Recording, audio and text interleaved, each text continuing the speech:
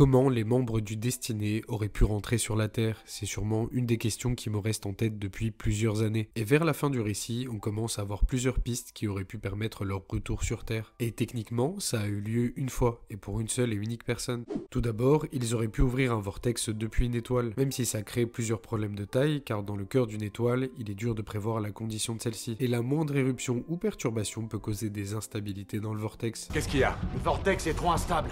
Voyez par vous-même. Vous n'avez qu'à le fermer. Je ne peux pas. Une des conduites d'énergie a sauté, mon programme ne peut pas compenser, il va falloir configurer les niveaux à la volée.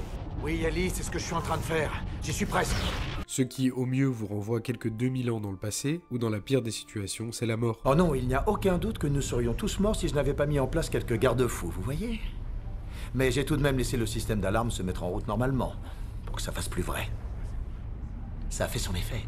Bien que les portes des étoiles disposent de nombreuses sécurités pour éviter ça. Sur un point de vue technique, Telford est la seule personne à avoir pu rejoindre la Terre, du moins avec la porte des étoiles du Destiné. La solution aurait pu venir de la Terre, avec une seconde base de type Icar. D'ailleurs, ce qui a détruit la première base est l'instabilité du noyau de la planète, causée par l'attaque des Luxiens sur la base. Alors il est techniquement tout à fait possible de mettre en place une seconde base Icar, ou d'utiliser celle des Langara. Les planètes ayant les propriétés requises à une telle activation sont extrêmement rares. De plus, 99% du travail a déjà été fait. Votre centrale tire son énergie du noyau de la planète. La porte est déjà en place. Vous avez déjà fait 2 tentatives et chaque fois les planètes ont été détruites par une gigantesque réaction en chaîne. La surcharge survenue sur Icar était une conséquence directe du bombardement. Et dans le second Nous cas... admettons qu'il y avait des circonstances particulières dans les 2 cas. Néanmoins, nos scientifiques s'accordent tous à dire que la solution du Dr Rush est éminemment dangereuse. C'est pourquoi nous vous avons invité à venir ici. Il existe une autre solution.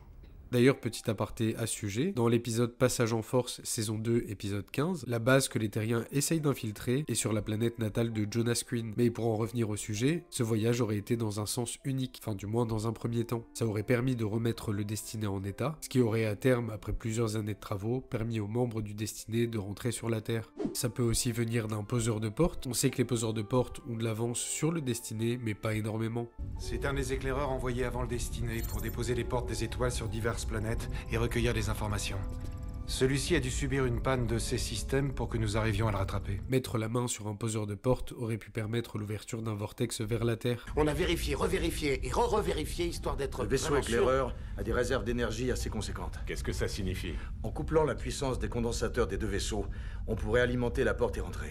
La race alien qui se cache derrière l'obélisque a la capacité de projeter une navette à travers une galaxie, et surtout de créer une étoile. Ces aliens sont capables de créer une planète entière et de projeter une navette entre 2 galaxies. Ramener le Destiné à son bord aurait été chose facile. D'ailleurs, je pense qu'ils sont en capacité de les aider, contrairement aux anciens qui sont passés sur un plan immatériel grâce à l'ascension. Ce constat peut être fait car les aliens ont renvoyé Kane et les membres du Destiné restés sur Eden pour faire leurs adieux.